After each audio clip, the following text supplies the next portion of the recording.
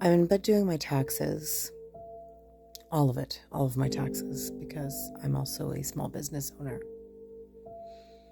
And so I have my quarterly taxes, my annual taxes, and my personal taxes to do.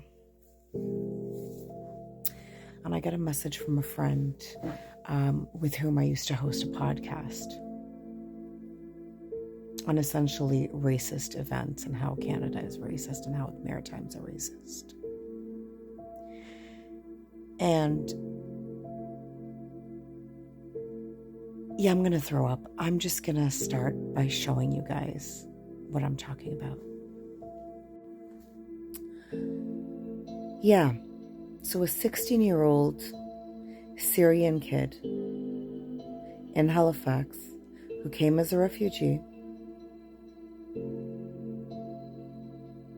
he was murdered. But the boy and girl, they're charged, but it's in a death. Not charged with murder, they're charged in the death. I should add that there's a publication ban on this article. Or on this case, sorry. And for those of you who are curious, the victim, Ahmed Meher al-Marash, was found badly injured Monday in a parking garage.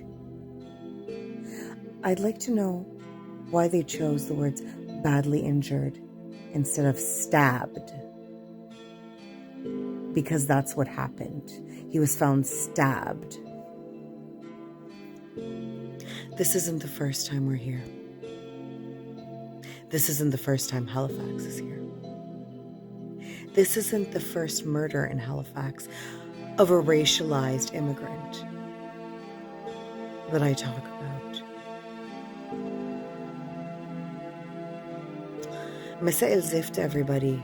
My name is Mo Davis and I'm the Tribalist Outsider. And I'm here to tell you all that even before the events in Palestine,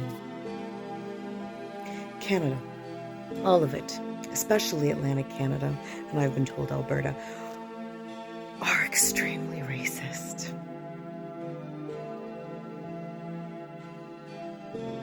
And it is dangerous for you to come and raise your kids here.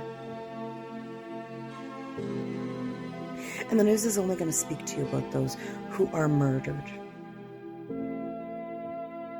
They don't tell you that first-generation born or young immigrants have a 1 in 4 chance of serious mental health issues, including schizophrenia.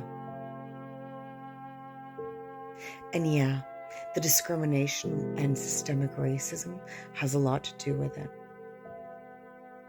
I had a conversation with some clients on Friday that I had that were new immigrants.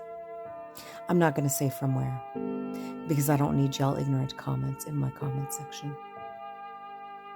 But I was orienting them to the very true reality of some of the realities of being an immigrant in Canada is. They were a young couple, and I told the man that he is to listen to his wife. If she tells him that she doesn't like someone and she doesn't trust someone. Because in actuality, people are less threatened by femme-presenting and women and female bodies than they are by men. And so they mask their viciousness a little bit less.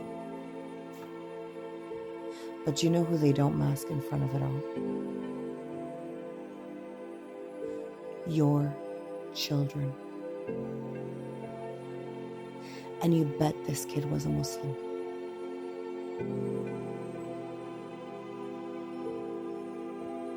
This is the era where we need to be vigilant. As Swana people, as immigrants, as racialized bodies in the global north, in this colonized land of so-called Canada. We need to protect ourselves and we need to protect our children. This was a child and he was stabbed by other children.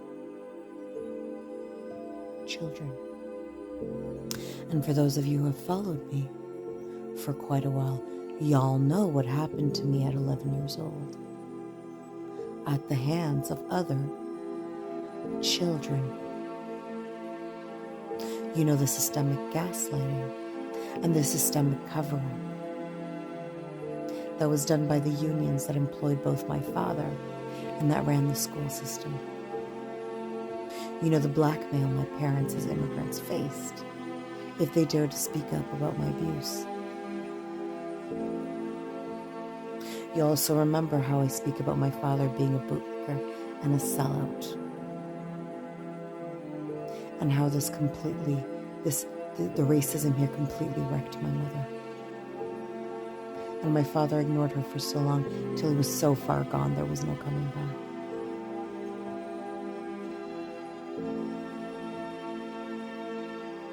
But let's say his name together. Ahmed Maher El-Marash. Allah yarhamak, may you rest in peace. And may his parents find strength.